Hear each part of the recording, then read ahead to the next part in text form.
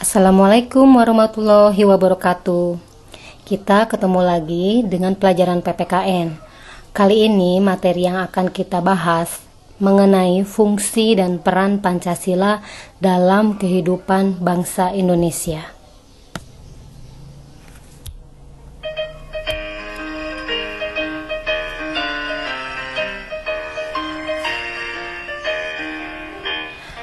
Pancasila, kau terbentuk melalui proses yang begitu indah. Kau dirumuskan oleh para pendiri bangsa. Kau dibentuk sebagai dasar negara.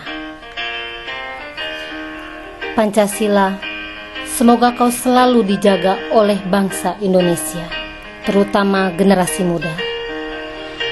Mereka hanya hafal sila-sila Pancasila, tapi tidak menerapkan dalam kehidupan sehari-hari.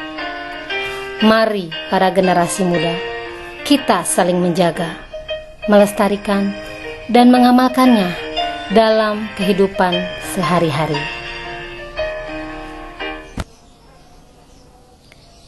Mari kita bersama-sama mempelajari fungsi dan peran Pancasila dalam kehidupan sehari-hari. Dan cakupan materi kita pada video kali ini, yang pertama, fungsi dan kedudukan Pancasila. Yang kedua, arti pentingnya Pancasila. Yang ketiga, sikap positif terhadap fungsi dan peran Pancasila. Dan yang keempat, membiasakan diri berperilaku sesuai dengan nilai-nilai Pancasila. Untuk materi yang pertama, yaitu materi fungsi dan kedudukan Pancasila. Yang pertama, yaitu Pancasila sebagai dasar negara.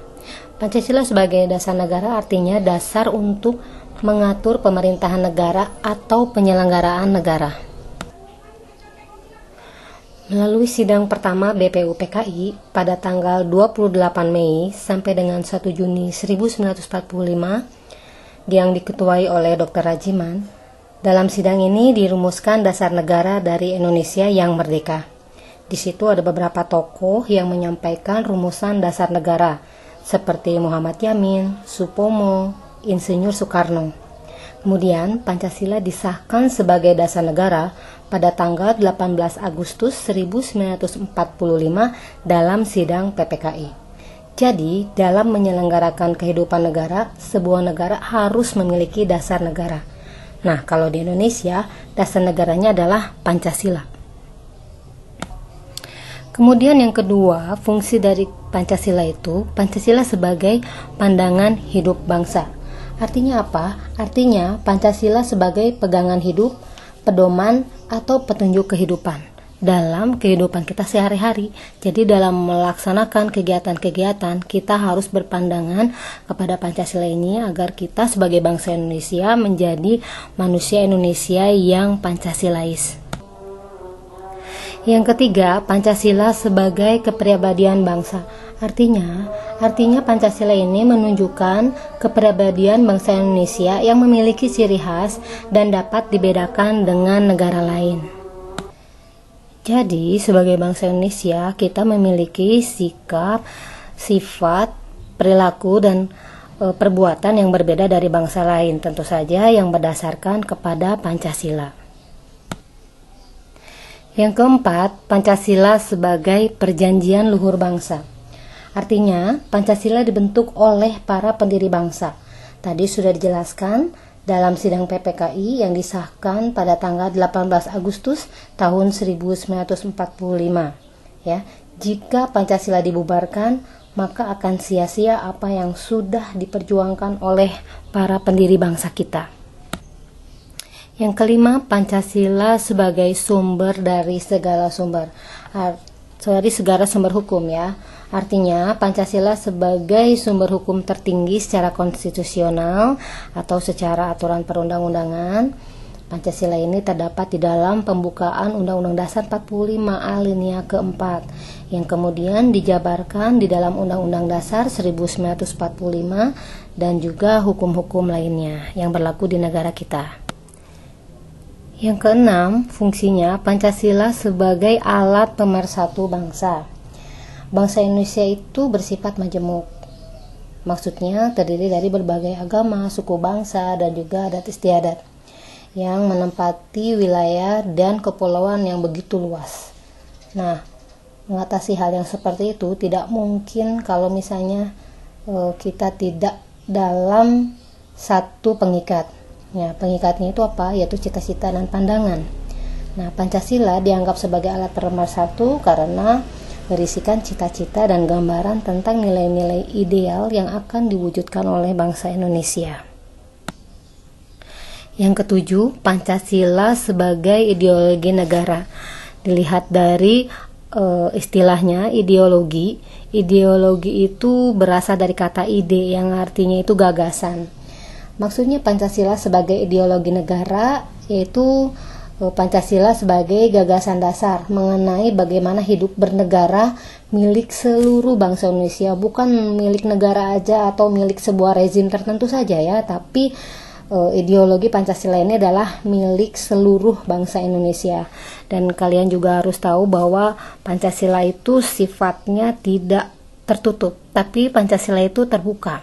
Maksudnya apa terbuka? Maksudnya itu bahwa Pancasila itu menyesuaikan dengan perkembangan zaman, tapi bukan berarti juga harus merubah nilai-nilai yang ada di dalamnya. Ya, hanya Pancasila itu menjadi pedoman untuk kita dalam menyelesaikan masalah-masalah yang baru, yang terkini, yang belum pernah ada itu.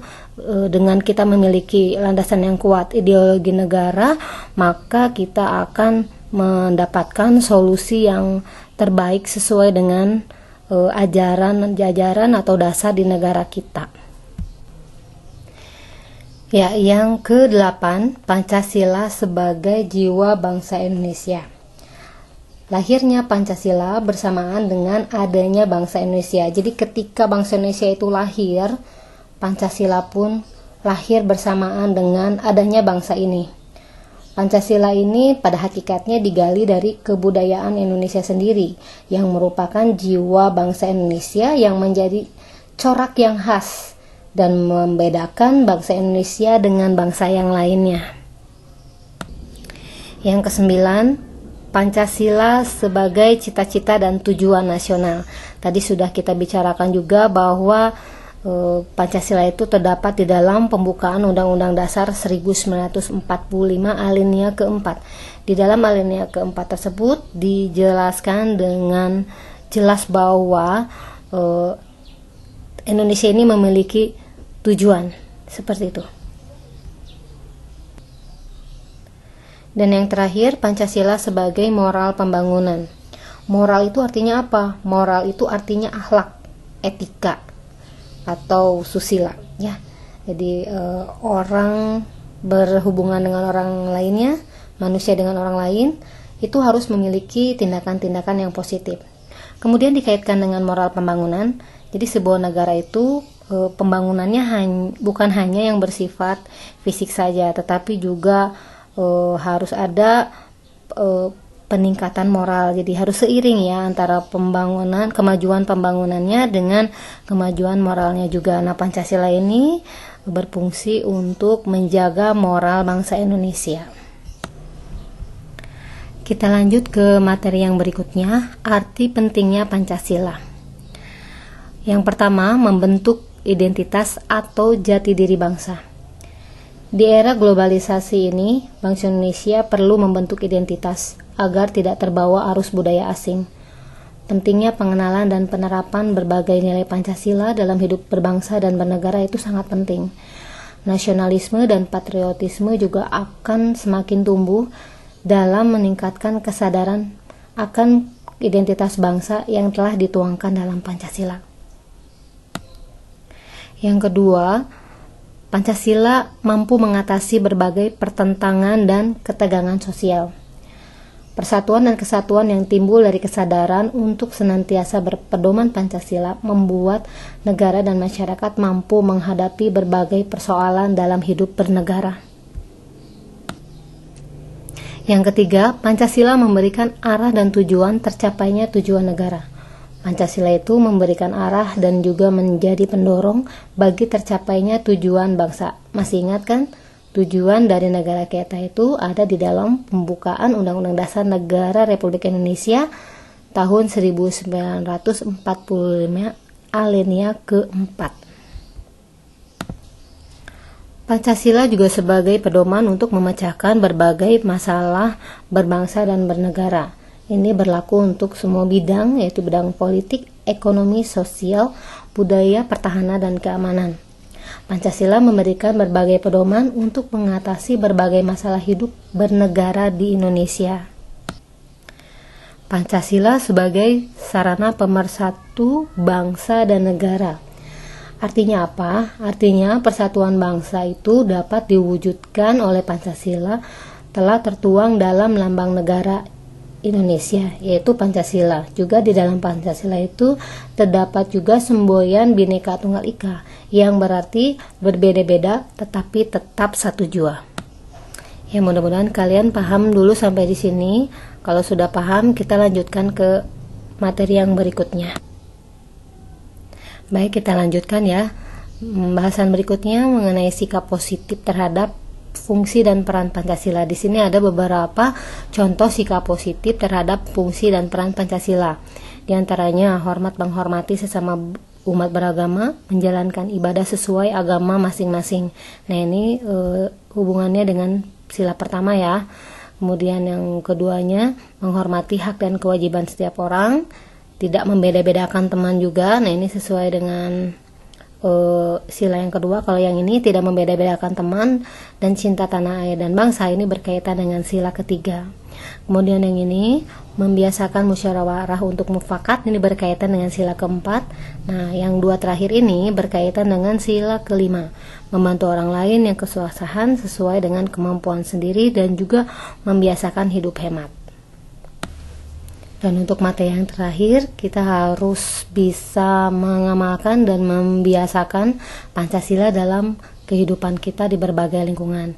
Di tabel yang kalian lihat di sini ada beberapa contoh dari penerapan Pancasila atau pengamalan Pancasila ya di lingkungan keluarga, lingkungan sekolah, lingkungan masyarakat, dan lingkungan berbangsa dan negara. Nah, ini kalian bisa lihat di sini banyak sekali contoh-contoh yang mencerminkan pengamalan Pancasila sesuai dengan lingkungan di mana kita berada.